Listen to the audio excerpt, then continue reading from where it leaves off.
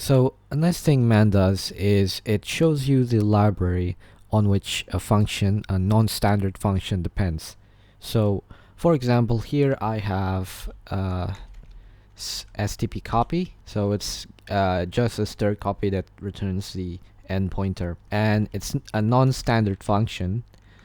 And I guess we can Google it and find out what it does, and I guess the libraries that use it, or actually no, well, I don't know, but you can do man3 stp copy if you have downloaded the package man pages. And then here we have stp copy, feature test macros.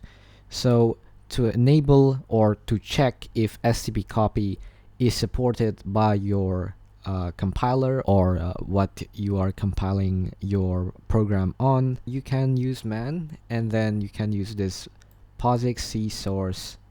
So like you can make an if-def. If POSIX is over 2008, then it will have stp copy. Then if not, you can define a fallback or something.